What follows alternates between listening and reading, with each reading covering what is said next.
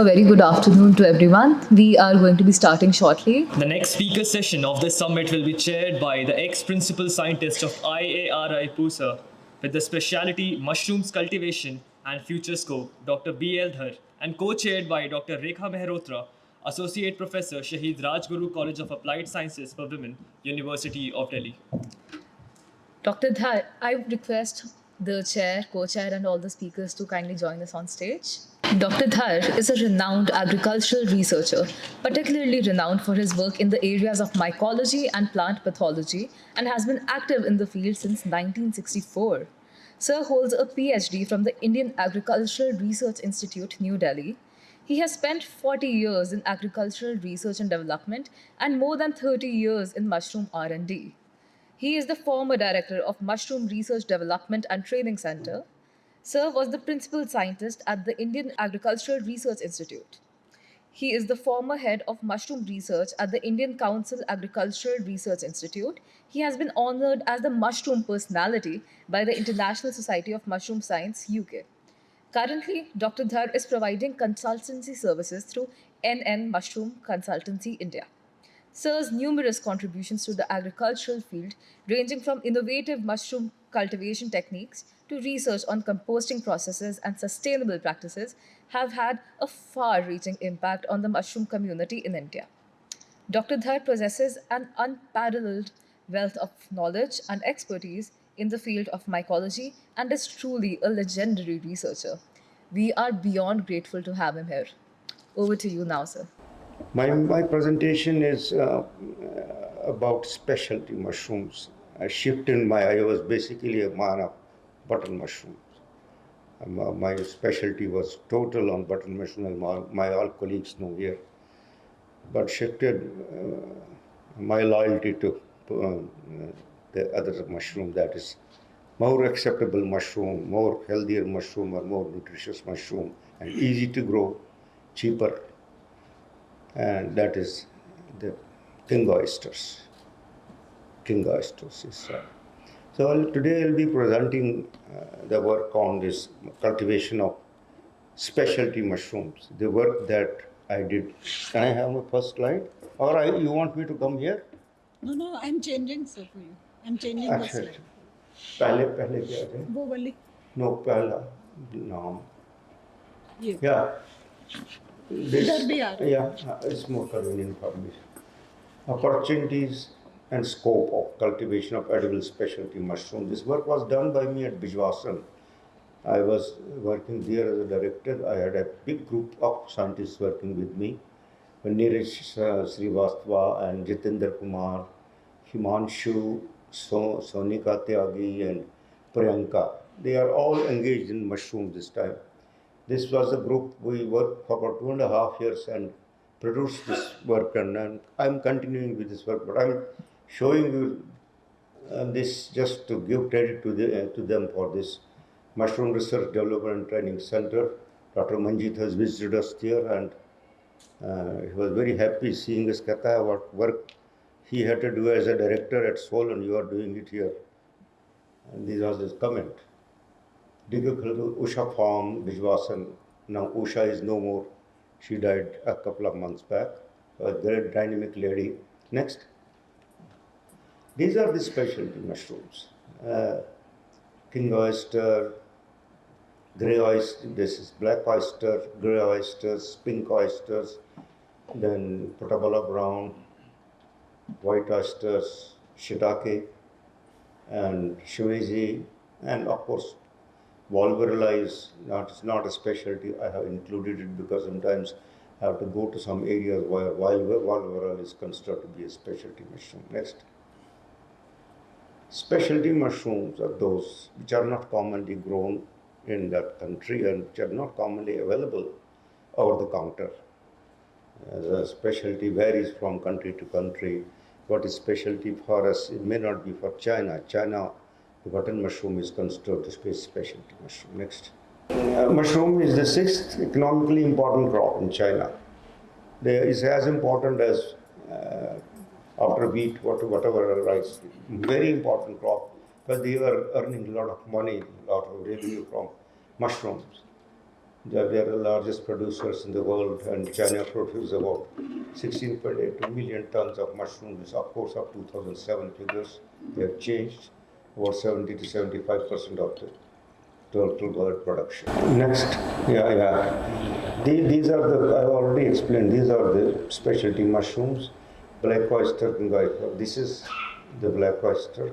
Next, this is the white oyster. Next, this is the pink oyster. This is the grey oyster. This is the yellow oyster. This is king oyster. This is shiitake. This is portobello brown. This is shimeji. This is auricularia, the black ear mushroom. This is Flammulina velutrice, this inokitaki, the most expensive mushroom we have in the world. Next. Now, cultivation technology of all these mushrooms, broad outline. I can't give you more details. Next. This is the substrate formulation for all these oysters. That's wheat straw based all mushroom, excepting the king oyster and shiitake. This is wheat straw. It can be very conveniently grown on wheat straw. Is supplemented with rice bran, calcium carbonate, vitamins, some moisture content held at this spawn. Then pasteurized spawn unit 2 kg per 100 kg. Spawn run takes about 12 days, 14 days, and then cropping in 20 to 20. Next, this is the straw. You can use this straw. This is dry straw. Next. When you wet it, this is how it looks like. It has to imbibe moisture. If it does not imbibe, your surface wet it, then it will not. You will not be able to grow mushrooms. It has to imbibe water to all the cells, dry cells. That means soak it for about 48 to 72 hours. Next. Then it goes to the pasteurization chamber. Pasteurization chamber that I am proposing to develop at your college. Small pasteurization chamber. You can see this is spawning of, after pasteurization, they are spawned in the spawning room and bagged, and they go to the spawn run. Next, go to spawn run room where spawn running takes place. You can see this. Then when they turn white, remove the polythene, and after 1 week or 10 days, next you get the pinhead formation. This is a black oyster mushroom. Next, this is king oyster. Next, this is white oyster.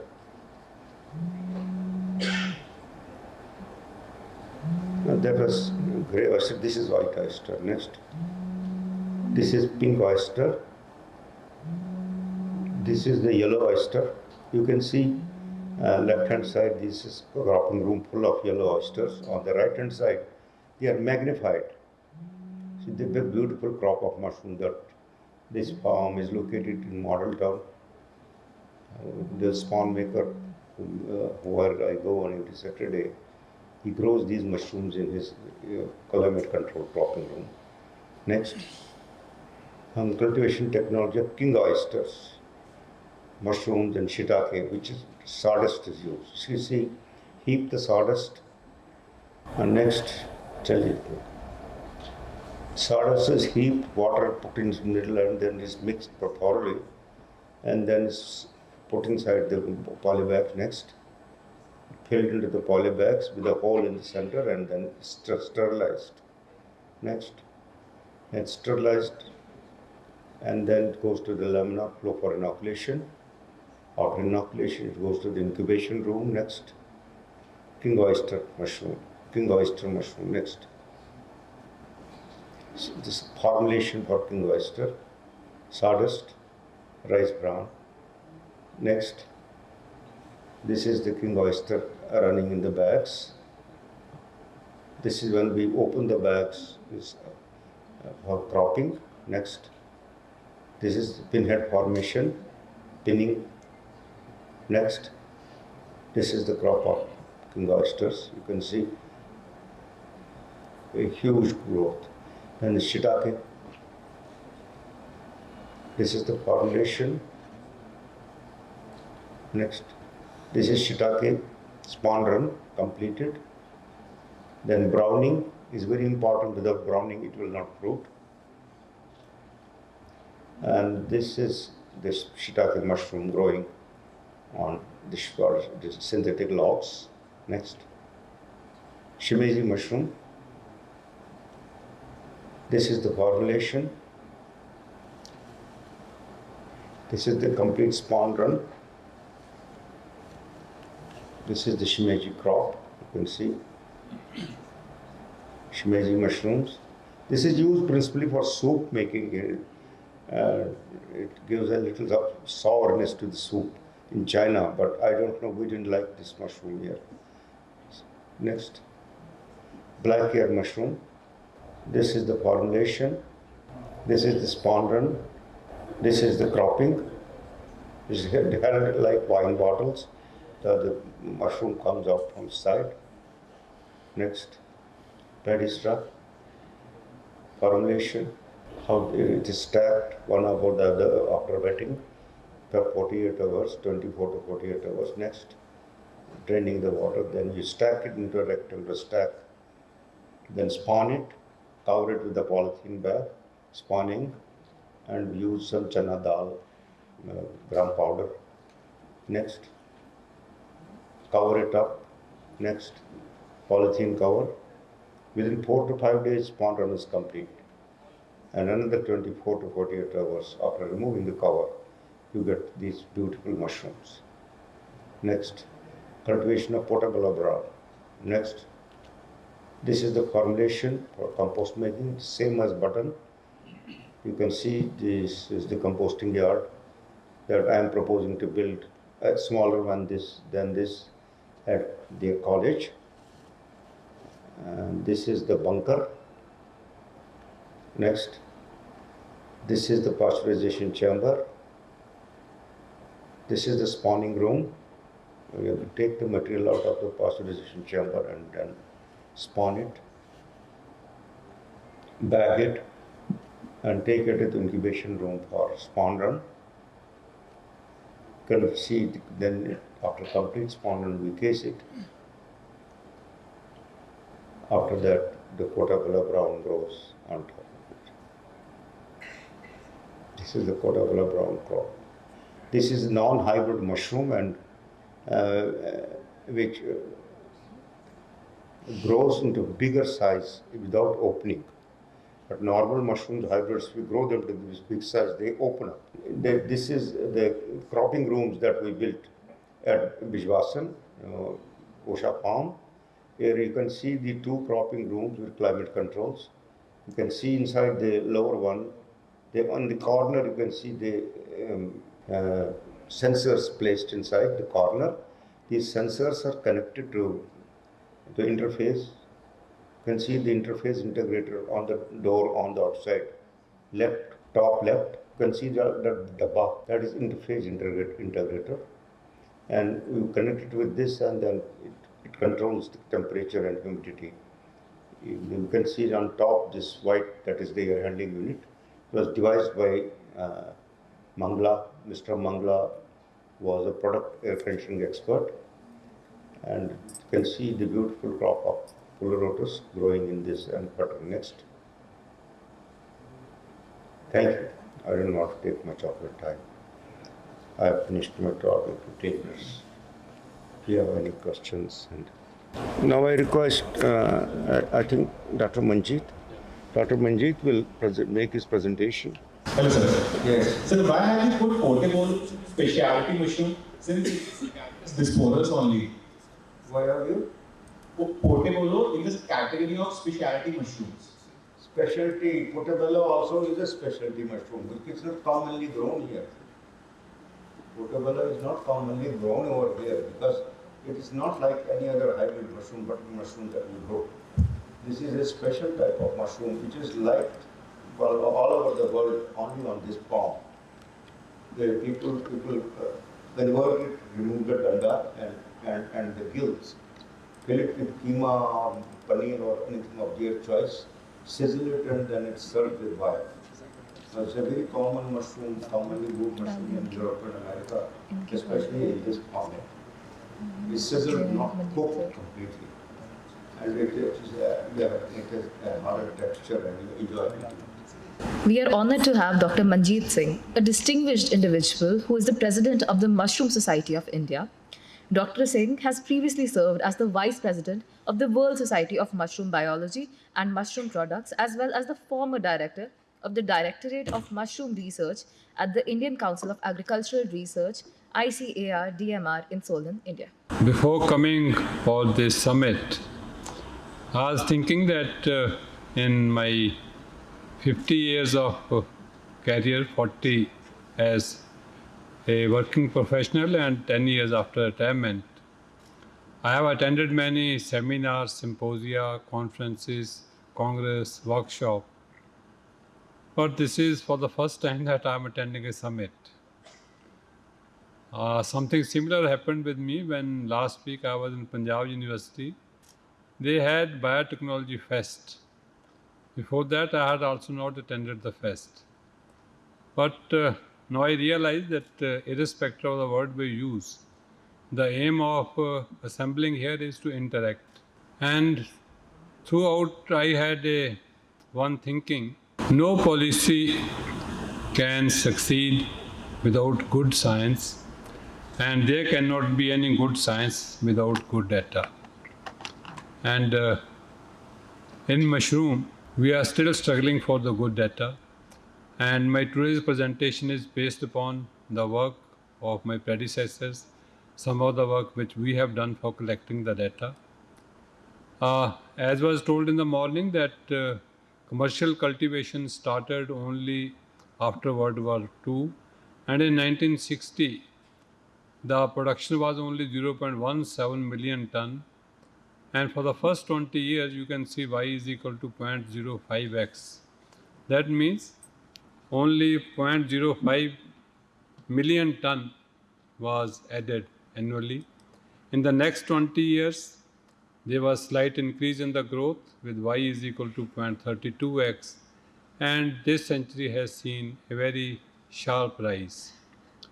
And by 2020, our calculation is that the production in the world reached 45 million ton, and we believe that it is likely to be over 50 million ton by 2025. FAO stat is at present almost akin with what we are showing. It says that in 2021, the world production is 44.2 million ton. But if we try to work out the increase over the previous years, in the present century, you see a very typical trend. That in the first 10 years, from 2001 to 12, you can see that there is every year around 10% increase. But in the last few years, we see that the increase in global production, according to FAO stat, is only 2 to 3%. And relative contribution of Asia is much more in this 44.2 million ton, that is over 95%. FAO stat was not the same 2 years ago, because in the morning there was a reference of 2% and 75% by China. And in many of the old publications before 2021, you will see the world production data being mentioned as 10 million ton, 11 million ton, or 12 million ton. Here is the FAO stat accessed up to August 2021, which means that all the publications based on FAO stat before 2021 will be mentioning this data, but now FAO stat has corrected these figures, and now the values are much more.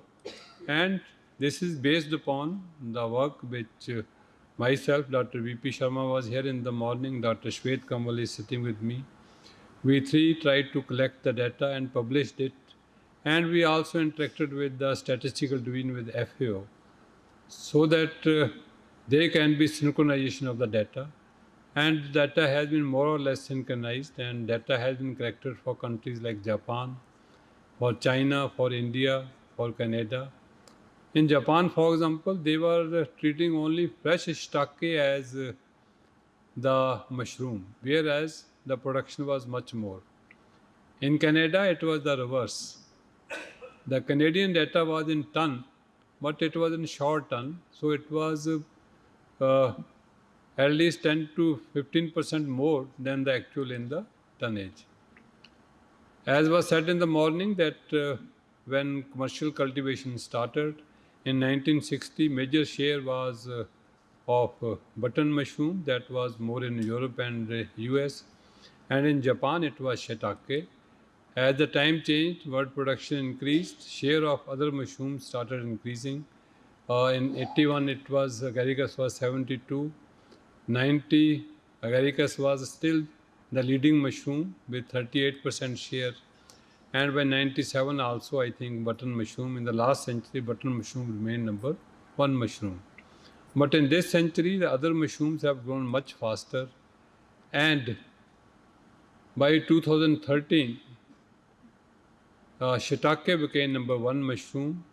In 18 shiitake share increased to 26%, and our latest estimates are that out of 45 million ton in 2020, shiitake is 27.4%. For lotus, if we pool both austratus and aranjai, it is 21.5%. Auricularia, two main species, polytricha and auricula, that is 20.4%. And button share is less than 10%. These are the top 10 mushroom countries: China, Japan, Poland, US, Netherlands, India, Spain, Canada, Russian Federation, and France. And these 10 account for 98% of the world mushroom production. In China, if we see, from 2001 to 21, there is more than 5 times increase, from 7.82 million ton to 41.34 million ton. I think this is, you will see in all the countries that there are localized regions where mushroom production is more. Here also on the left side, out of the 31, 32 or 33 as Chinese claim, out of those 30 plus provinces, these 5 provinces on the left, they account for more than 50% of the production. The other 5, they are accounting for another 25%, and rest is by the remaining 20 provinces. What we saw in the world production, because China is a major contributor, same trend we can see that in China, there was about 12% increase over the previous year up to 2013, but the growth has declined in China also in the last few years. China is considered a major producer, but it was not always so. If we go look at the figure of 1978, it was producing only 50,000 ton of mushroom, or 0.06 million ton, which was only 6%. Or if we put it, it was only 1/5 of what India is producing today. But over the time, China has made great strides, and now China's share in the world production is 93%, with other countries like Japan, Poland, USA, Netherlands. Earlier, USA used to be number 2, but now other countries like Japan and Poland are taking over in the production, and as we'll see as we go further. Many times we start feeling that the production of China is too much to be true. Right, we should doubt it, but then we should also verify. So we try to do it in a different way, because we believe that production is a function of population and area of the country. We said that let's see that on population basis, that is production per person, how much it is. We realized that in 2000, the production of China was only 1/3 of Netherlands, and in 2010, the production per person on the basis of population in Netherlands and China was same, but now it has increased to almost double. If we look at the production on the area basis, because China is a big country, then we see that in 2000, Netherlands produced 9 times more, in 2010 3 times more, and even today on the basis of area, Netherlands is producing 1.5 times more. China's production is more because their population is more and their area is more. But now then you will ask the same question for India. Why not the same picture in India? As we will go further, we will try to debate it maybe today or next day in the further discussion. Five genera in China account for 86% of the production, that is Lentinula, Auricularia, Polotus, Mamulina, Agaricus. These are the major genera. And in the last 10 years, the contribution of these genera has also changed significantly. For example, if you look in 2010, Shiitake contributed 23% and today Shiitake share is 38%. Polotus austratus, from 30%, its share has come down to 18%, but Aranjai is increasing. Another, I think, which should be of interest to us from our country point of view, that the share of industrial and seasonal production of different species. If you look at the bottom, only 9% of the production of China is coming from industrial houses and 91% is coming from the seasonal cultivation. And some of the most common mushroom we talk about, that is Shiitake, Auricularia and Polotus austratus, they are 100% seasonal cultivation. And Flammulina, Polotus aranjai, Agaricus bisporus, there it is both seasonal as well as industrial cultivation. When I say seasonal, this is a picture of seasonal cultivation of Shiitake. I realize that when they seasonal, that doesn't mean that they do everything outside. Here, part of the process is done in the laboratory up to the inoculation, and once it is at the spawn run stage, then they bring it for the seasonal cultivation, unlike which we are doing in our Haryana or other area, that for button we are still making compost outside in long method, not there. There the preparation of substrate is scientific under controlled condition. Once the substrate is ready, it has been spawned, then it comes out for seasonal cultivation. But of course for commercial cultivation there is total automation, and what we observed that except for harvesting, not even harvesting, only cutting was manual, the rest everything was totally automated. In the last few years, the Aranjai has seen a rapid increase in the production. Gynoderma, again you can see that from 16 to 21 has seen a rapid rise from 123 to 189,000 ton. Likewise, Cordyceps militaris, there is increase. In the morning, I think we were talking about it in the exhibition.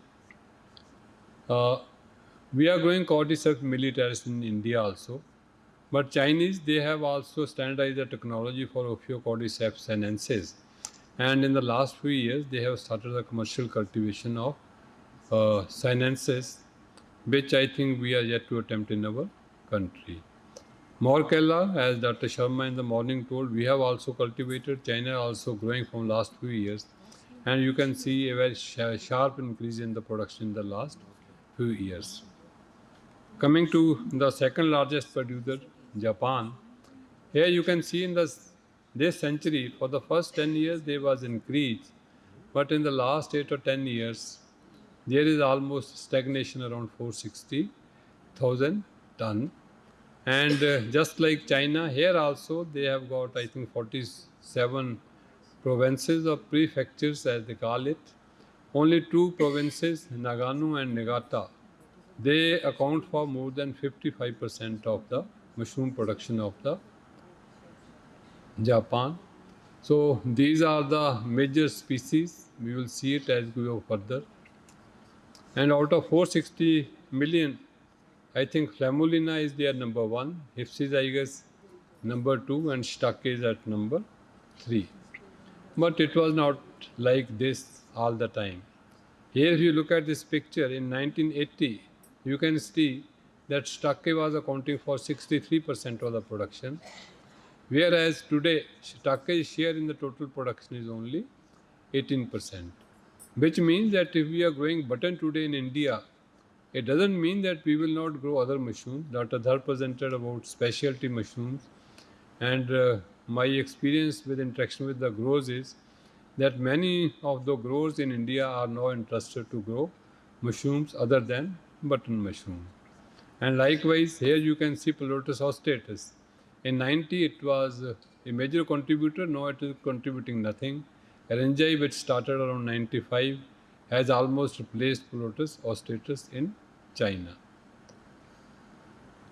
And unlike China, where we saw a major share of seasonal cultivation, I think in Japan, the focus is on commercial cultivation, industrial cultivation, and they take, I think, mostly one flush, except in case of shiitake. Republic of Korea, I have included this slide because in FAO stat, the data is still to be corrected, and here also the production is around 2,000 tons, and you can see it that up to 85 there was a slow increase, then there was a rapid increase, and now there is stabilization in the production. And here, Pilotus species in Korea are accounting for more than 50% of the production. Coming to US, in the last century, I think there was a continuous increase. You can see from 1970 to 2000. And then I think there was a sort of stagnation. And in the last few years, you can see a decline. Unlike other countries, just like other countries, here you can see that out of the 50 states, only 2 states, Pennsylvania and California, they are producing around 75 to 80% of the total mushroom that is produced in US. And button has a major share, 96%. And in button, as of today, white button is 65% and 32% is brown button. And specialty mushrooms, as we say, that shiitake and oyster are accounting for only 3%. I think I'll go to the next slide. Here I think it is should be of interest to the growers in our country that brown button is picking up everywhere. In the US, in 2006, it was only 12% of the total button production that was button. Today, brown button share is around 33%, which means that people are now preferring button, and button is also slightly costly. And I think because there are so many students, this mushroom initially used to be only brown.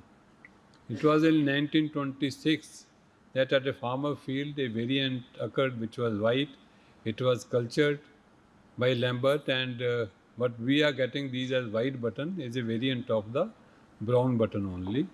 Originally in nature you will not get white button mushroom. White button mushroom is only what we are growing. And as I said that the trends are changing towards brown button, that is Crimea and Portabella. And here is the latest data, July 16, 2023. For the 4 weeks, here you can say that white button amounted to 11.5 million pounds, that is 60%. And 38% money came from brown button and only 2% came from the exotics. And I think in Netherlands and possibly in other parts of Europe, demand for brown varieties and mushrooms and exotics is on the increase in the recent years. Coming to Canada, which is adjacent to US, here also you can see that there is a continuous increase, and like other countries, only 2 provinces, Ontario and British Columbia, are accounting for 93% of the total mushroom produced in Canada. And I think one thing interesting that has happened after Corona, you can see it that in 2020, the share of quantity sold for processing increased from 7% to around 12%. That has been the impact through which we all went through in the last few years. In Europe, Poland, Netherlands, Spain, and France are the major contributors, and the 10 countries listed here. They account for most of the mushroom production in the Europe, and others other than these, out of 28, the remaining 17, 18 are contributing only 6% of the mushroom. And in whole of Europe also, you can see there is a stabilization of the mushroom production used for total production, used for fresh market, for fresh farm processing. But this is not the whole story, because if we go to the micro level, you can say that there are changes taking place within the countries.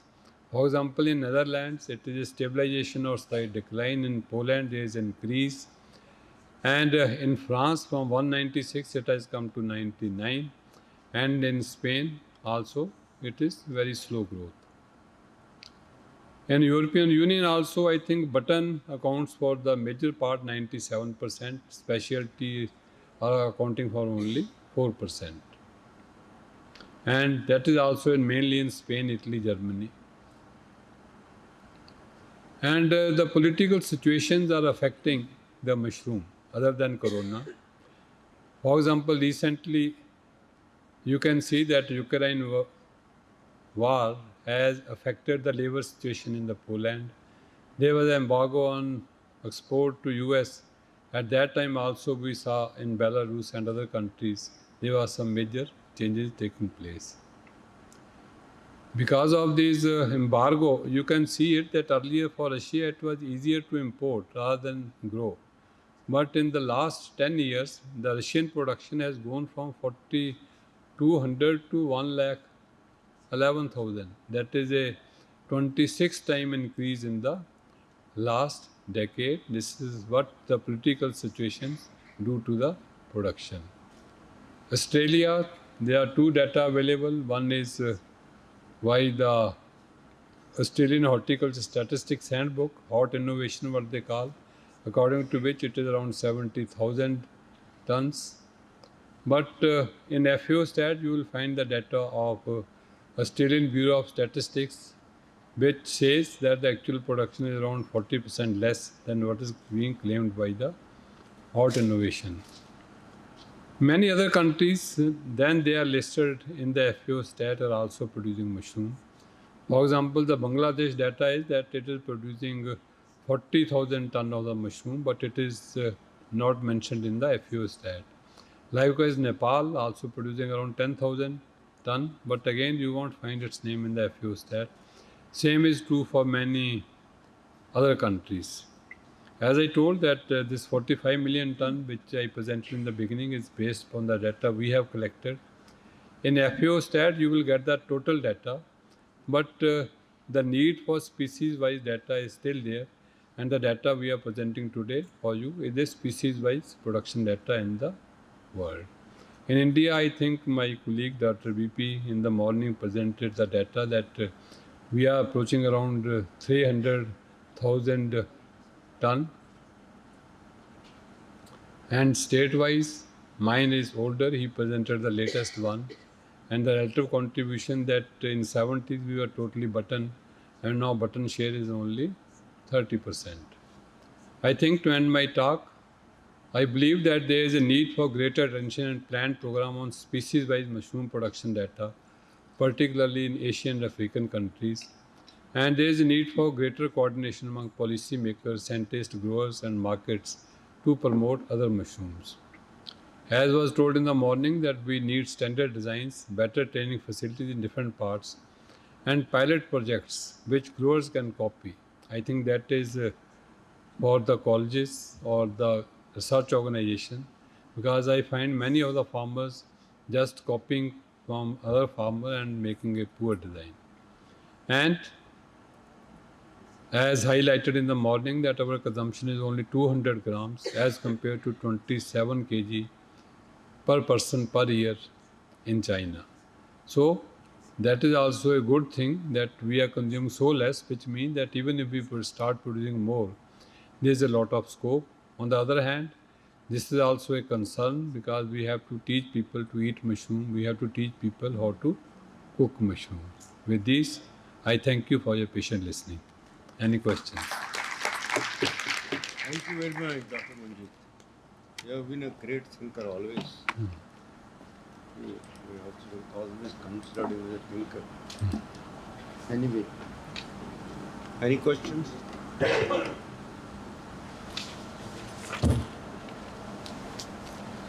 If no questions, yes, please.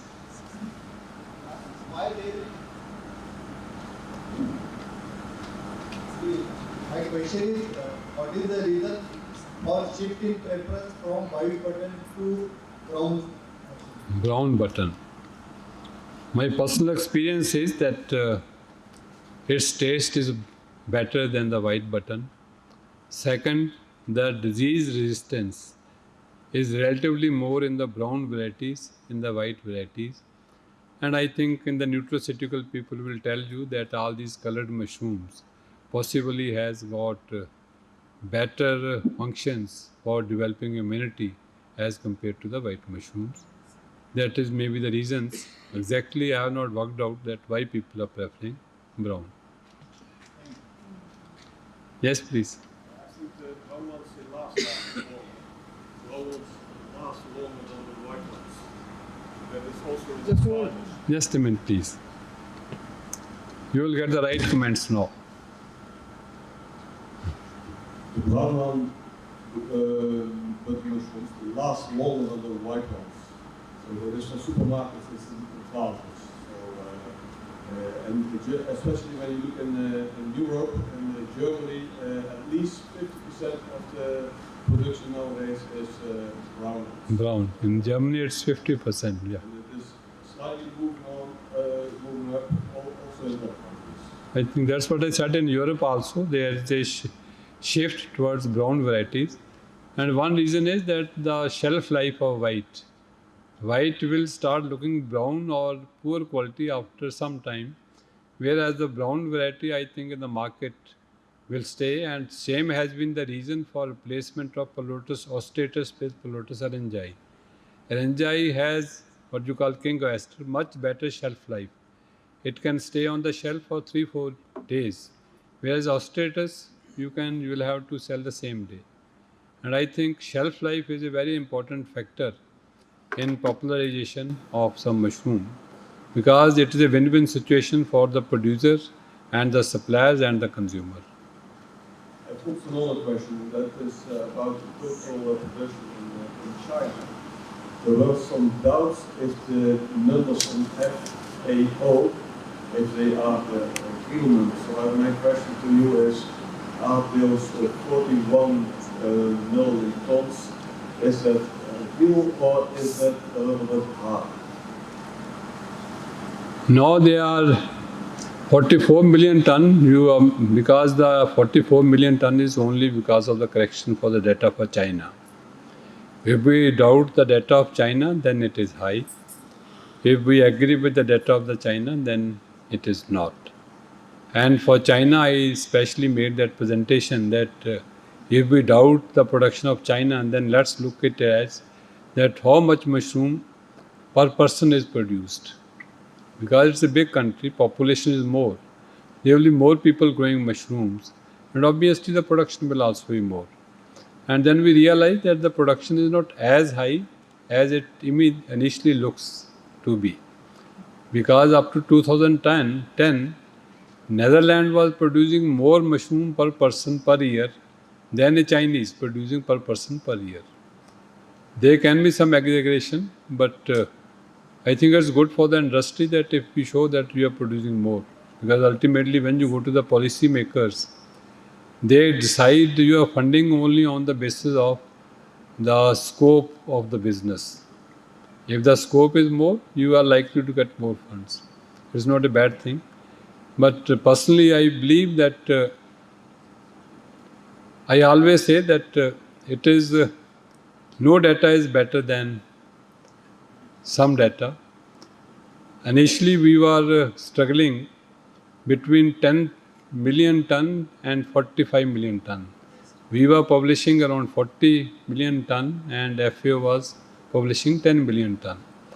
And then in our research papers, we highlighted the gross mistakes. Gross mistake was that, for example, in Japan, shiitake, as I showed you, was contributing only 18%, and fresh shiitake is much less. And if you will see our papers, we showed that the FAO stat was exact same number as was mentioned in the Japanese data for the fresh shiitake. Because Japanese thought that when they asked for the data for mushroom, they are asking for the fresh shiitake. That was the perception of mushroom. What mushroom means also varies from country to country. 10 years ago in US, when I will go, I will say mushroom, it will mean only button mushroom. Even in India, I think 10 years back, most of them, when they will say mushroom, they understand only button mushroom. They don't mean others as mushroom. That was the confusion in the data. Because of that, I think there was a lot of mismatch, and mismatch is still there. It needs to be corrected. Thank you. Okay, thank you. Thank you, Dr. Dal. Thank you so much, sir. If anyone has any more questions, we would be, I think our presenters would be glad to have them during the tea time. Right. And now, our next speaker is Dr. Lavneet Rana, Horticulture Development Officer, Horticulture Department, Government of Himachal Pradesh, on the topic A Devastating Mycopathogen, Mycogone perniciosa, or wet bubble disease, its biology and management studies. Thank you. First of all, good afternoon to all delegates, dignitaries, and बहुत सारे हमारे growers भी यहाँ पे आए हुए हैं. सो मैं रिक्वेस्ट करूँगा जो हमारे ग्रोअर्स हैं प्लीज़ आगे आ जाएं. अगर पीछे बैठे रहेंगे तो आपका जो हिस्सेदारी है वो नहीं हो पाएगी. अगर आगे आएंगे और साथ में डिस्कशन करेंगे तो ज़्यादा बढ़िया रहेगा. एंड सर, आई थिंक हम लोगों को ज़्यादा साइंटिफिक ना होते हुए इंडस्ट्री और स्टूडेंट्स के साथ में इंटरेक्ट करते हुए इस समिट को आगे बढ़ाना चाहिए. And I also thankful Anurag ji and his whole team जिन्होंने इस प्लेटफॉर्म को सजाया है, बनाया है और इस इंडियन मशरूम इंडस्ट्री को आगे ले जाने के लिए अपना बहुत बड़ा एक मील का पत्थर साबित करने जा रहे हैं और हो चुका है. So thank you, thanks a lot all. अब मैं आगे बढ़ूंगा और जैसे कि सब लोगों ने एक चीज़ बताई कि मशरूम, बहुत सारी स्पीशीज़ होती हैं. मशरूम्स जो हैं वो बहुत इम्पॉर्टेंट रहते हैं. मशरूम्स जो है वो हमारी डाइट में कितना हेल्पफुल है, हमारी हेल्थ के लिए कितना हेल्पफुल है, सब चीज़ें सब लोगों ने बताई. एंड सब लोगों ने heads, but there are also tails. अगर लाइफ है तो उसमें चैलेंजेस तो होंगे, तभी तो लाइफ में थ्रिल होगा. क्यों? और वैसे ही हमारी जितनी भी मैं ये बोल सकता हूँ कि एक्टिविटीज़ रहती हैं उनमें सब जगह चैलेंजेस होते हैं. मैं अगर अपने आप को आप लोगों के साथ इंट्रोड्यूस करूँ तो 20 साल मुझे कमर्शियल मशरूम ग्रोइंग में हो चुके हैं. एंड बटन मशरूम में I think I have spent my golden age in growing buttons. 2003 से कमर्शियल बटन मशरूम ग्रोइंग करना शुरू किया था और अभी तक बटन मशरूम ग्रो कर रहा हूँ. 97 से मशरूम को पढ़ना शुरू किया था.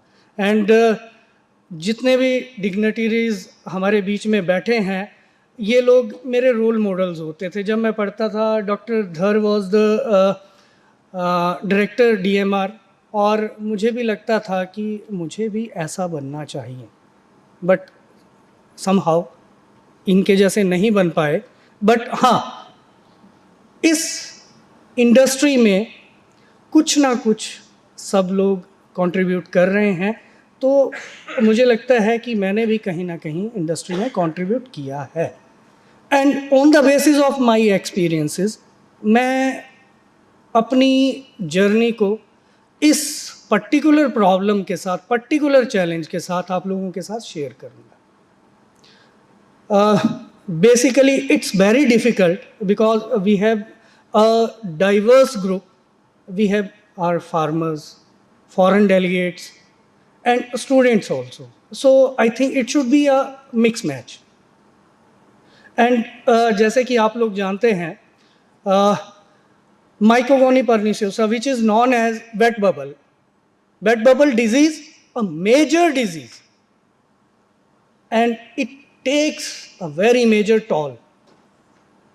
It causes 0 to 100% yield loss, depending upon the degree of inoculum or amount of inoculum inside your cropping house, right? और हम लोग आगे डिस्कस करेंगे कि कैसे ये डिजीज़ जो है वो आगे मल्टीप्लाई भी होता है, कैसे इसको चेक भी करना है. So let's start.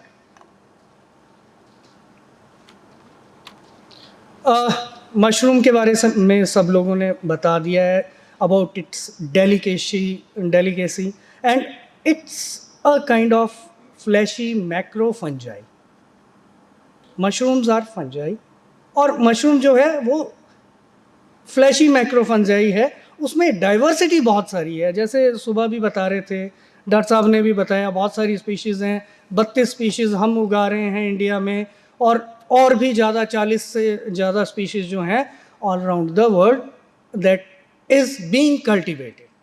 एंड अगर हम उस डाइवर्सिटी में देखें तो डाइवर्सिटी में बहुत सारी मैक्रो फंजाई हैं, एडिबल भी हैं, न्यूट्रास्यूटिक जो हैं वो भी हैं, और साथ के साथ पॉइजनस भी हैं. All are important because it's a mother nature. और इस मदर नेचर में सब चीज़ें जो हैं वो अपना अपना काम कर रहे हैं. आप लोग अपना काम कर रहे हैं, हम अपना काम कर रहे हैं, जो बाकी और सब लोग जो हैं इस धरा में वो सब लोग इस मदर नेचर में अपना अपना कंट्रीब्यूशन सब कर रहे हैं. अब इन स्पीशीज़ में हम सब लोगों ने सुबह से जाना कि white button mushroom agaricus bisporus scientifically जिसको हम बोल सकते हैं, बोला जाता है, which is predominantly grown all over the world and industrially it is very much important species. And about challenges, जैसे कि पहले ही बात हुई, there are so much challenges in mushroom growing, many more challenges. In early morning, Dr. B.P. Sharma has shown you the SWOT analysis about mushroom growing, mushroom life, क्या क्या weaknesses हैं, क्या क्या strength है, what is best, what is challenging, right? So diseases are the main major challenge in mushroom growing. So with this Mycogony perniciosa were being now and maybe for future also maybe will be of a prime importance because it takes very high toll to the yields. क्योंकि बहुत ज़्यादा नुकसान करता है. जिस किसी farm में आता है उस फार्म में या तो बहुत टाइम तक उसको ग्रो करने में टाइम लग जाता है, सीधा होने में टाइम लग जाता है, या फिर वो फार्म जो है वो बंद हो जाता है. जैसे कि हम बात कर रहे हैं डिजीज़ की, तो ये भी एक तरह का फफूंद ही है. It's also a kind of fungus, fungi. और ये जो फफूंद है वो हमारे मशरूम को, जो कि फफूंद है, उसी को अटैक कर रहा है. तो इसको हम जो है वो माइकोपैरासाइट के नाम से भी संज्ञा दे रहे हैं. एंड जैसे कि मैंने बताया, not only in India, around the world इसका जो सिनेरियो है डिजीज़ का बहुत ज़्यादा लीथल है, डिवास्ट्रेटिंग है. इसमें जब हम इसकी बायोलॉजी की बात करें, समझने की बात करें, तो ये जो है ये एक तरह का फंजाई है. It's a kind of fungus, right, but pathogenic fungi, जो कि डिजीज कॉज करेगा। कहाँ पे? जहाँ पे हम अपने बटन मशरूम्स को उगाएंगे। ज़्यादातर ये बटन मशरूम्स के लिए बहुत ज़्यादा टोल टेकिंग रहता है। और जैसे इन स्लाइड्स में आप देख सकते हैं, ये जो पेट्री प्लेट्स हैं इनमें आपको माइसीलियम दिख रहा होगा। Mycelium white colour, right? अब वाइट कलर का माइसीलियम है, if it is of white colour, और your agaricus mycelium is also of white color, so how you can differentiate both mycelium with your naked eyes? So हम लोग जब तक symptoms नहीं आ पाते हैं तब तक हम लोगों को ये पता नहीं होता है कि इसमें सिम्टम आ चुका है। जैसे कुछ साल पहले क्या कुछ दिन पहले ही हमारे बीच में कोरोना था, हम इन्फेक्टेड थे, घूम रहे थे, बट जब तक उसका एक्सप्रेशन नहीं हो रहा था डिजीज़ का, तब तक हमें भी नहीं पता था, तो बाकियों को क्या बचाते हम लोग। So it is very difficult to recognise this disease by naked eyes, right? और इसका जो इन्फेक्शन है एक क्रॉप से अगली क्रॉप के लिए, वो थ्रू स्पोर्स होता है ज़्यादातर। माइसीलियम क्योंकि ज़्यादा दिन तक नहीं बचता है, माइसीलियम अपने आप में स्पोरुलेशन करता है। स्पोर मीन्स सीड, एक तरह का बीज, जैसे बाकी चीज़ों का बीज होता है।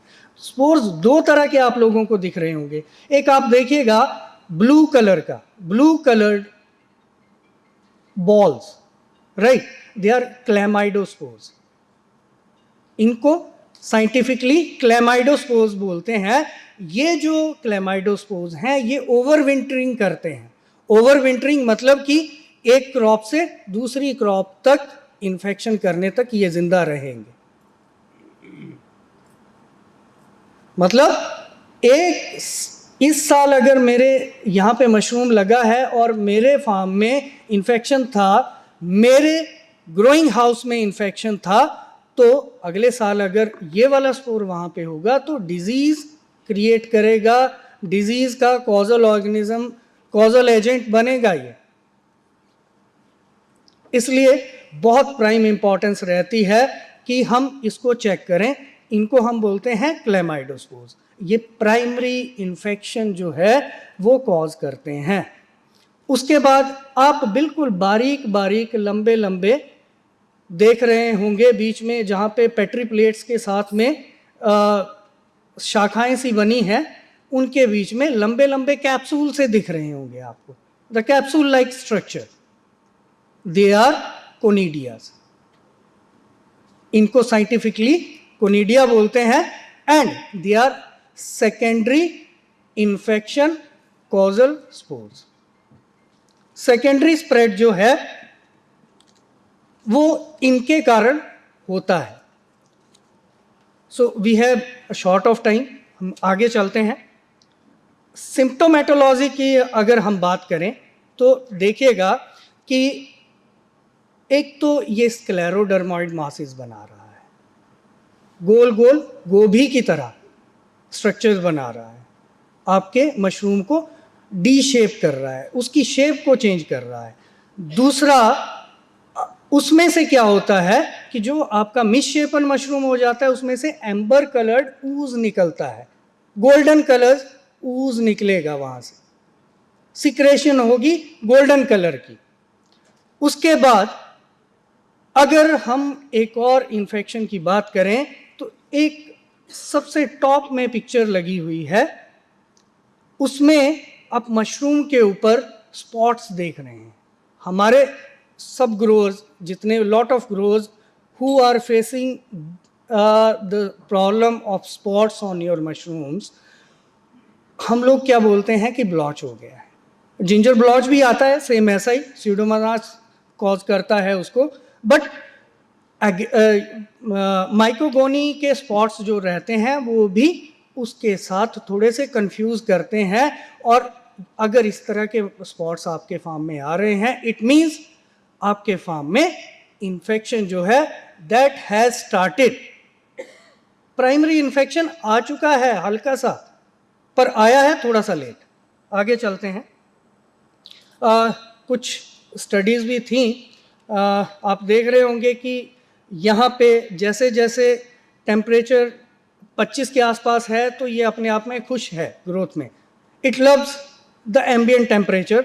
एंड जब टेम्परेचर इंक्रीज हो रहा है 35 और उससे प्लस जा रहा है तो इसकी ग्रोथ जो है वो चेक हो रही है. And studies shows 52+ degree Celsius में ये जो है ये नॉन वाइबल हो जाता है.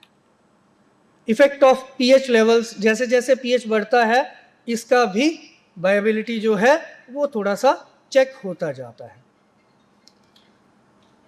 प्लांट एक्सट्रैक्ट्स के ऊपर थोड़ी सी स्टडीज हुई थी जिसमें नीम ऑयल जो था उसने 2000 ppm पे अपने प्रोमिसिंग रिजल्ट्स जो थे वो मशरूम बेड्स के ऊपर दिखाए थे.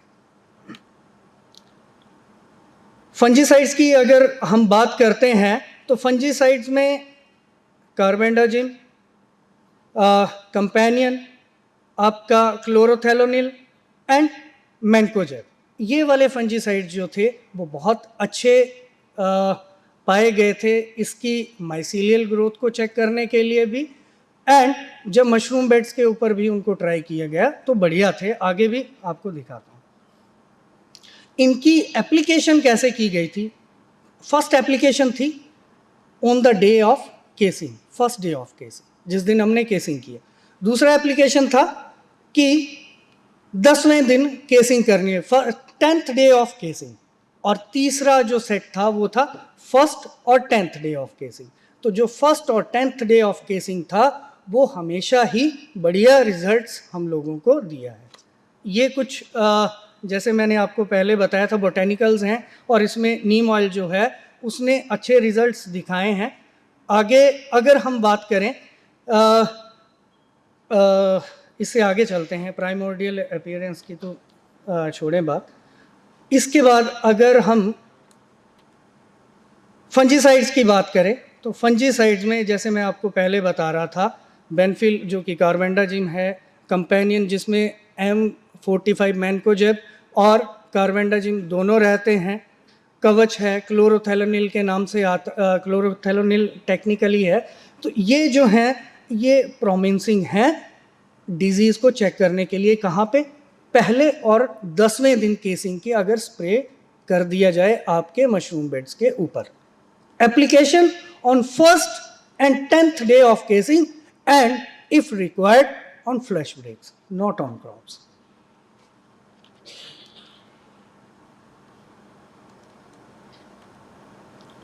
अब मैं बात करना चाहूँगा कि जो मेरा अपना एक्सपीरियंस रहा है इंडस्ट्री का उसमें मेरी तरफ से इस डिज़ीज़ के लिए, क्योंकि देखिए when I graduated I joined the industry and when I saw it's a major concern of mushroom industry, then after that I rejoined my studies and made my research on this particular disease, and thereafter again joined the industries, renowned industries like Agro-Dutch Industries, Himalaya and many more, and found that application of fungicides as well as आपके जितने भी जैसे मैं आपसे नीम oil की बात कर रहा था, पहले दिन केसिंग के, 10वें दिन केसिंग के और आपकी फ्लश ब्रेक्स में अगर एप्लीकेशन होता है डिजीज़ में बिल्कुल कंसिडरेबल सिग्निफिकेंटली हम लोग मैनेजमेंट उसका कर सकते हैं. उसके बाद सेकंड जो मेन मैनेजमेंट की बात आती है डिजीज़ मैनेजमेंट में, तो वहाँ पे क्या होता है कि एक क्रॉप हमारा ख़त्म हो गया, सेकंड क्रॉप हमने फ्रेश उसी सेम ग्रोइंग रूम में फिल करना है. So in between the crop which is going to be vacated from the room and new crop will be filled inside the room, new compost, fresh compost, we have to completely clean the room, right? उसके बाद we have to disinfect, we have to pasteurize, we have to sanitize and we have to. Bas final. I'm concluding. We have to fumigate the growing room in Indian conditions. Practically, we found that 20 grams of formalin plus 10 grams of potassium permanganate is very much effective for the management of this contagious and toll-taking disease. And foremost and the last thing, your casing soil should be inoculum free from any disease. So thank you very much. If you have any question, please. You have a question? Here's a question.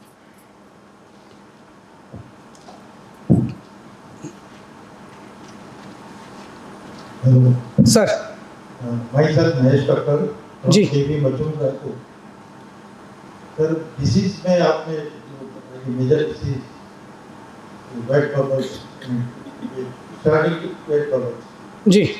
परंतु wet bubbles जब cleaning के first flush के बाद ही ये wait bubbles की indication से नजर आते हैं. इसका जो इफेक्ट है ये तो सर कंपोस्ट से स्टार्ट होता है. सर कंपोस्ट से कभी भी बहुत सारी स्टडीज़ हैं. मेरी तो छोटी सी ही स्टडी रही है, बट बहुत सारे लोगों ने, ऐसा नहीं है कि मेरी स्टडी है, वेट बबल पे बहुत सारी स्टडीज़ हुई हैं इवन इंडिया में भी, और सब लोगों ने पाया है कि अगर कंपोस्ट में इनोकुलेट भी कर देंगे तब भी डिजीज़ एक्सप्रेशन नहीं होता है. कंपोस्ट से नहीं आता है. आपका केसिंग सॉइल और आपका ग्रोइंग रूम, ये दोनों जो हैं ये मोस्टली आपके डिजीज़ को लेके आते हैं. सर जो मैंने फेस किया है मेरा भी सर यहाँ पे देखिएगा, आपके क्वेश्चन का आंसर आपको मिलेगा. यहाँ पे देखिएगा डिजीज़ अपीयरेंस है ना, कंट्रोल में देखिएगा लास्ट में 11वें दिन आपकी डिजीज़ अपीयरेंस हो रही है, 11th डे ऑफ केसिंग, और यहाँ पे फर्स्ट डे ऑफ केसिंग जो है वो इनोकुलेट कर दिया गया है. ये मेरा अपना रिसर्च है सर, मैं किसी का डाटा लेके नहीं आया हूँ, मेरा अपना डाटा है, और ये उसी दिन इनोकुलेट हो गया है जिस दिन, उसी दिन उसके स्पोर्स उसमें डाल दिए गए हैं जिस दिन केसिंग की है. तो केसिंग करने के, उसमें केसिंग के अंदर इन्फेक्शन आने के 11 दिन के बाद आपको जो है वो बबल दिख रहा है. इट मीन्स जो आप बोल रहे हैं कि सेकंड में आता है, सेकंड में नहीं आता, वो पहले से आ चुका है. जैसे कोरोना की हम बात कर रहे थे, थोड़ा सा समझने की ज़रूरत है हमें, अप्रोच हल्का सा साइंटिफिक. उसके क्या है वो क्या है सर, कैसे इंडिकेशन क्या आएगा, कैसे इसको रिमूव किया जाएगा? तो सर हमने लास्ट में वही बात की कि आपकी इन सारे जो केमिकल्स हैं इनमें से कोई भी आपके पास अवेलेबल होगा, हम इसको फर्स्ट और 10th day of casing application करें, है ना जी. आपके ग्रोइंग रूम की क्लीनिंग अच्छी होनी चाहिए, कि केसिंग सॉइल आपका इनोकुलम फ्री हो, और आपका ग्रोइंग रूम जो हो वो, अगर आपके पास कुक आउट करने की फैसिलिटीज़ अवेलेबल नहीं है, ज़्यादातर इंडिया में फार्म्स हैं जहाँ पे बॉयलर्स नहीं हैं, कुक आउट करने की फैसिलिटी अवेलेबल नहीं है, तो 20 grams formaldehyde, 10 grams potassium permanganate पर मीटर क्यूब आपके रूम का जो साइज़ है उसको कैलकुलेट कीजिए, and you have to fumigate accordingly but carefully because it is also dangerous, very much dangerous. जी later on discuss करते हैं सर, अगले भी स्पीकर होंगे. So I have already taken so much time. Thank you sir. On the mushroom nutraceuticals future ahead, Dr. Hira's commitment to advancing the field of mycology and plant disease management has earned her prestigious awards, including the Kerala State Council for Science, Technology and Environment Fellowships for MSc and PhD in Plant Pathology, and recognition as a Southern Zone Councillor of the Mushroom Society of India. Her contributions were acknowledged with awards for the best oral presentation and best poster presentations at international conferences. I would like to invite our next speaker to the podium. Over to you now. Good evening, one and all. So, my topic is mushroom nutraceuticals, futures ahead. So, there is a famous saying by Hippocrates that our food should be our medicine and our medicine should be our food. You might have heard about that. So, there is a importance in this saying. So, we will look into that, what happens. So, in our present day, we are having a large number of lifestyle diseases. As you all know, it is first of all, is the cholesterol, obesity, the cancer, diabetes, even the heart diseases. So, whether to choose between medicine and an alternative is very important in the present scenario. So, in this background, I am just going on to the topic. That is, all of you know, mushroom, it is a macrofungus with a distinct fruiting body, which is either hypogynous or epigynous, which is large enough to be picked by hand and can be seen by a naked eye.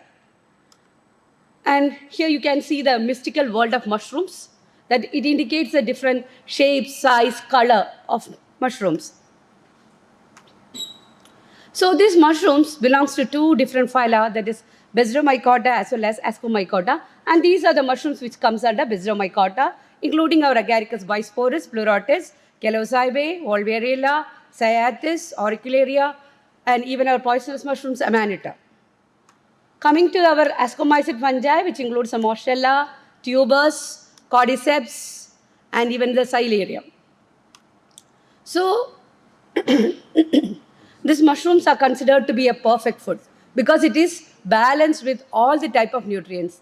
And the most important one is its high quality protein, which makes it comparable with that of the red meat. That hence it is suggested to be a vegetarian meat. Then it contains almost all the essential amino acids. And the most important thing is that in a cereal-based diet, we are lacking some of the essential amino acids like lysine and isoleucine. And this is easily available in the case of mushrooms. Coming to the carbohydrate, it is only 40 to 60%. So in the case of carbohydrate, it is not in a easily digestible form. So it takes time to digest. So this mushroom becomes a delicacy of the diabetic patients. Then, and the important character is the absence of starch as well as cholesterol, which is a main problem with the red meat, which provides us proteins. Then, presence of ergosterol. This is the most important component in the case of mushrooms, which serves as a precursor of vitamin D. And if we can consume mushrooms, we can see the body can synthesize vitamin D. Then, and the important thing is that they are rich in fibers, which is lacking in our present day diet. And they are low in fat, hence it can be added in a diet which is needed for the obese persons. So see here, this is a nutrient composition. In this you can see the crude protein content is comparatively high in the case of the edible mushrooms. Then it is an important source of vitamin, as I have already told, like copper, calcium, phosphorus, iron, zinc, and even selenium and germanium. Then important vitamins like vitamin B and also the vitamin D. So that is a nutritive value. Coming to the medicinal value, it is highly anti-cancerous and antihistaminic, hypocholesteremic, hepatonephroprotective, as well as even it acts as a stamina enhancer. So we will see what is a nutraceutical. Nutraceutical, the term was first coined by Stephen D. Fellis, who was the founder and chairman of the Foundation of the Innovation in Medicine in 1989. It is defined as food or a part of the food that provides medical or health benefits, including prevention as well as the treatment of diseases. So let us see what is a mushroom nutraceutical. It is a refined or a partially refined extract either taken from the mycelium or the fruiting body, which is consumed either in a capsule or in a tablet form, now as a dietary supplement and not as a regular food. and it is having potential therapeutic application. This was the definition given by the famous mushroom scientists Chang and Boswell in 1996. So there is a difference between the pharmaceuticals as well as nutraceuticals. In the case of the pharmaceuticals, it is actual chemical preparations. We'll see. So this is a comparison between the nutraceuticals and the pharmaceuticals. In the case of composition, you can see it is either a modified or an enriched food, whereas in the case of the pharmaceuticals, it is a chemical preparation. In the case of nutrients, in the case of usage, in the case of nutraceuticals, it is generally maintained for, it is used for the maintenance of the health. Whereas in the case of pharmaceuticals, it is used for the specific medical treatment. Then coming to the mode of delivery of nutraceuticals, it is in the form of, it is consumed as part of the normal diet. Whereas in the case of pharmaceutical, that is our normal medicine, it is given as either as oral administration, inhalation, or topical or injections. But coming to the degree of control exerted by the regulatory agencies, there is no stringent control in the case of the nutraceuticals, whereas in the case of pharmaceuticals, there are strict control for the production. Then this accessibility, we can get nutraceuticals everywhere, but pharmaceutical, it's not so. So there is food, there is pharmaceuticals, in between comes the nutraceuticals. So, as I have told, mushrooms are having both the benefits under nutrition as well as therapeutic. So, what makes the mushroom more therapeutic? These are the bioactive compounds. The most important bioactive compounds include the polysaccharides, proteins and peptides, then terpenoids, polyunsaturated fatty acids, phenolic compounds, alkaloids. A large number of compounds are there, and these are the major ones. Coming to the polysaccharides, the most important one is the beta-glucan. As I already told that in the case of the medicinal mushrooms like lentinus, they are capable of producing lentinine, which is anti-cancerous, and the main basic material for this property is beta-glucan. So it is having anti-tumor, anti-inflammatory activities, as well as antiviral, antioxidative properties. So in this, both the homopolysaccharides and the heteropolysaccharides are there, of which the monosaccharides includes the glucose. There are monosaccharides which are commonly seen in the case of these polysaccharides are glucose, mannose, galactose, xylose, arabinose, etc. And also the less frequently known is the fructose, ribose, glucouronic acid, etc. So how does this act? The mushroom polysaccharide, as I have already told, it is having anti-cancerous property. So the main mechanism by which the anti-cancer property is exerted is by arresting the cell cycle of the cancer cell and also the programmed cell death, that is apoptosis. Then the antioxidant property, which is exerted by means of the production of the enzyme like catalases, superoxide dismutase, peroxidase, etc. The activity of these enzymes will be more, and to increase the antioxidant activity, the reactive oxygen species and nitrous oxide concentration will be reduced. Similarly, the anti-diabetic property is enhanced by the islet cell regeneration, then increasing the insulin secretion as well as the glycogen synthesis increase. So these are the mushrooms which are capable of producing the bioactive polysaccharides, especially in the case of Agaricus bisporus. It is a monogalactoglucan, which is anti-tumorous. And see, it is most of the bioactivity is towards the anti-tumor or the anti-cancerous. All the edible mushrooms and also the Ganoderma is having the polysaccharides. And in the case of Ganoderma, GLP, which is used as an anti-Alzheimer's disease medicine.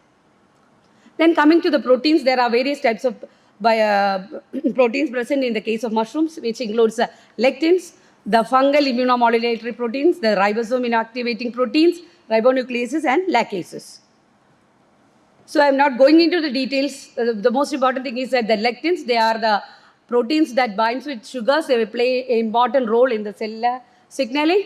And the most important thing is that the lectins, they are having the anti-proliferative activity against the cancer cell and also the antiviral properties. Our common edible mushrooms like Agaricus and Pleurotus is having this proper component in a larger scale. Similarly, in the case of the fungal immunomodulatory proteins are there, and the most important is in the case of Flammulina vegetipes, and several FIPs have been identified from different mushrooms, even the Ganoderma lucidum, and recently from Hypsizygous marmorius, you et al. Have identified FIP HMA, which is a fungal immunomodulatory protein. So this is a ribosome activating proteins, which is seen in the case of Hypsizygous marmorius as well as Flammulina vegetipes, and this is having antibacterial and antifungal activity. Then ribonucleases. They are mostly seen in the case of Boletus griseus and Armillaria. And in the case of the agrocybe, this is a mushroom which is known as agrocybe, and it is capable of producing a ribonucleases, and this is capable of antimicrobial, anti-proliferative, and anti-mitogenic activities.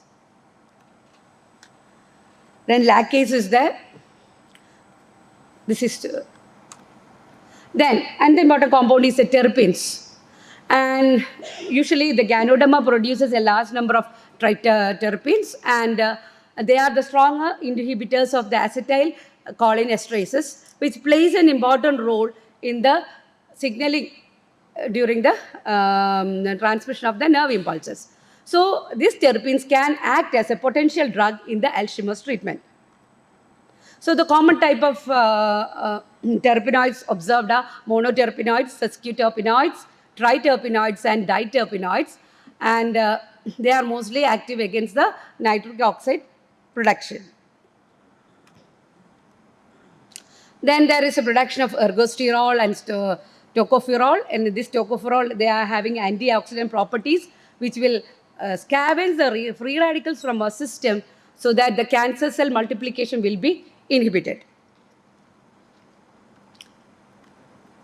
Then certain phenolic compounds are there, especially in the case of Flammulina vegetipes, and like arbutin, epicatechin, etc. And in the case of Felinus, there is a phenolic compound as hispalon, which is having anti-inflammatory property. So there are several mushrooms which are having a large number of bioactive compounds which are active either as antibacterial, antifungal, or antimicrobial activity. So this is just to condense with, in the case of Agaricus bisporus, you have the lectins, which is enhances the insulin secretion as well as plays a very important role in anti-aging. And in the case of cordyceps, you have the cordycepin, which is anti-cancerous. Then it can be given as antidepressant, and this cordycepin can be used as a stamina enhancer too. So in the case of lentinus, I have already told about lentinan, that is, it is an anti-cancerous agent, and also it lowers the cholesterol. In the case of hercium, which is known as the lion's mane mushroom, it contains hercinons and ernacins, which is having neurotogenic activity. In the case of Pleurotus florida and Pleurotus sajakaju, there is a component known as lovastatin, which is used to reduce the cholesterol. So coming to the commercially available mushrooms, you have the reishi, that is Ganoderma, then Agaricus blazei, the capsules are available, then shiitake is there, then chaga mushroom is there, then coming to the blend of cordyceps and Ganoderma, it is available as NutriCafe, then a blend of Agaricus, cordyceps, Ganoderma, and lentinus, it is available as cocoa mojo powder. And another one is an immune assist. That's a blend of Cordyceps sinensis, Agaricus blazei, Lentinus edodes, Grifola frondosa, Grifola lucidum, and Coriolus versicolor. So these are the commercially available products of the medicinal mushrooms.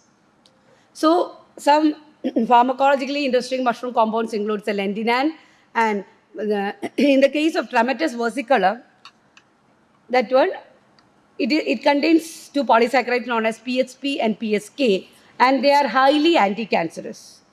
And the important one is the schizophyllum, which produces schizophyllin. It is also having anti-cancerous properties.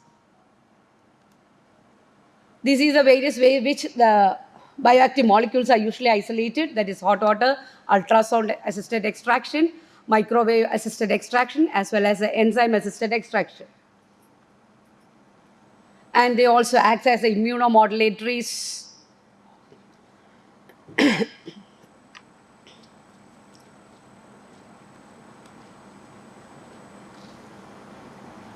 So these are the, so when we consume mushrooms, we are not only adding nutritions to our body, but we are having a therapeutic property too. So by the consumption of mushrooms, we can reduce the diseases as well as enhance our immunity. So I am working in Kerala Agriculture University and working with the biomedicinal enrichment. I will show you some data which I have done. That is standardization of the biomedicinal enrichment in edible oyster mushroom.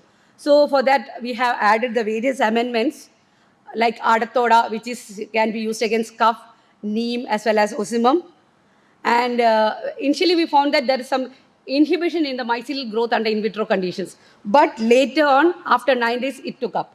So there was no inhibition, and we prepared the beds, and you can see the yield of the mushroom was comparatively high because this had an insecticidal property, so the pest and disease incidence was comparatively lower. Then after amending the beds with this medicinal plants, we have gone for the identification of the components from that, and we have identified certain exclusive compounds like pidolic acid, which is very essential for the growth of the nerves in the brain. And presently, we are working with the biofortification of edible oyster mushroom with more number of amendments, especially with Kira Nelly, that is especially it is used for the treatment of jaundice. Then Becopa, that is Brahmi. And here, in the case of Brahmi, the most important advantage is that it will be acting as a inducer for the nerve growth factor. And also turmeric.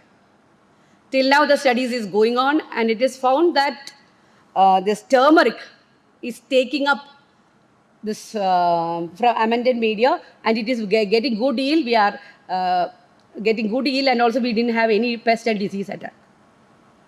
So with this end, a nutraceutical a day may keep the doctor away. Thank you. Hormone stimulator. No, sir, I haven't worked with that. So I just started with this medicinal mushrooms. Then I added the medicinal amendments. So what happened is that there was the yield was comparatively higher. Maybe it is due to the pest and disease incidence was less. Cordyceps sinensis is hormone stimulator. This time my student is working with that. Cordyceps is that. Yeah, Cordyceps sinensis. It decided that's why it boosts up the immune system. And people eat it as a medicine, एक capsule. बहुत expensive है. It's very expensive. It is a stamina enhancer. 70-80 pounds का एक मिलता है, 100. But most of the athletes used to take it. Yes. Yes. Because it will fail the dopamine test. Our honorable Prime Minister also Cordyceps capsules that gives them energy. And that is why they are preferring that. It's decided they're the best hormone stimulator. Cordyceps sinensis. Not Minotaurus. Sinensis. Natural source. Any questions? Any questions? Yes. With audio stick, ma'am. Mike.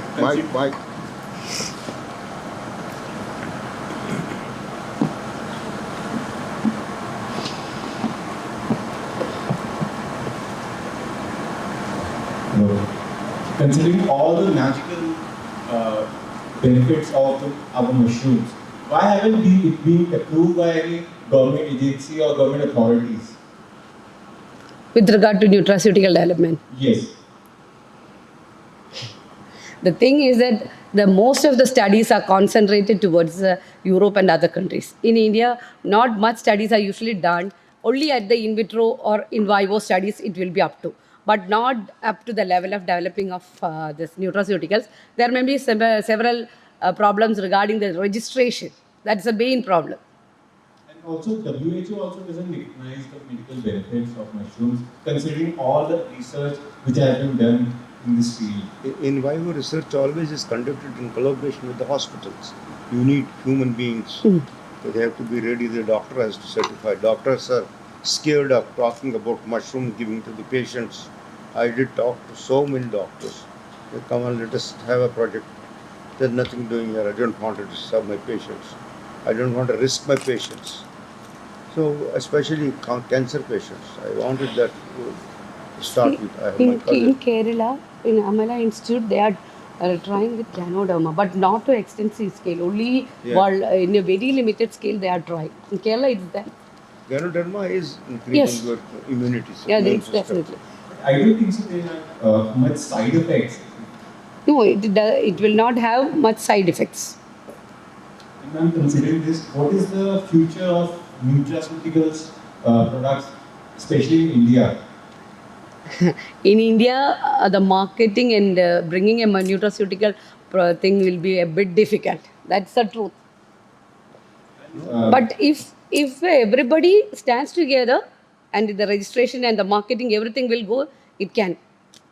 But for that, the government has to take the stand, and especially the health organizations. And if they are not approving the nutraceutical benefits of a mushroom, then how does we as a public can promote it or produce awareness that is required?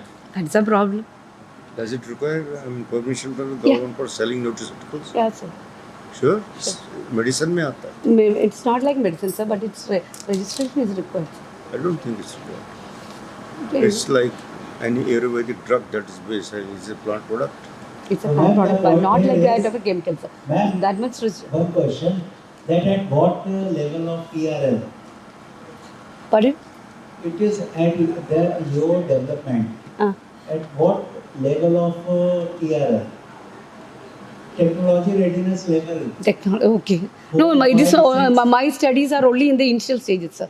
So TRL 3, TRL 4. उस stage में पहुंचा नहीं. You have filed already a patent? No, sir. Okay. So I am just doing that, and the first one of my MSc student started the work. Now my PhD student is continuing the work, and after that only we can do everything. right. So the answer to his question comes that we bring this technology to TRL 9. Then we go to Department of Biotechnology, Microbiology and Genetic Engineering group, and then we take it forward. So Okay. ma'am, let's work together to bring it to commercial scale like TRL 9, and then we can take it forward. Maybe by the next summit, we can take it and give answers to his questions. Okay. Thank you very much. Thank you, sir. Can we utilize, can we make the extractions out of the mushrooms and the specific extractions and use it in the pharmaceutical companies as well? Yes, it is possible. That is the hot water extraction is there, and then the microwave assisted extraction is there. Now I am doing the extraction of schizophylla. I am in the process. I have come up to only hot water extraction because no people doesn't. Most of the people doesn't know how to extract it. So by trial and error, I am doing that, and now I have got crude polysaccharide. Within few months, I will get some schizophylla from my culture. Then I will fix which technique will be the most effective. How about the ultrasound assisted extraction technique? That we haven't done. I have done only with the hot water extraction. We are trying. I think Himalaya company is there which is using the natural extracts. That is a They are plant using- extracts. Huh? Plant is a plant extract. Plant extracts. No, Alcohol in and general, water based. in general, I'm talking about not specifically to mushrooms, but they do use those natural extracts in their pharmaceutical preparation.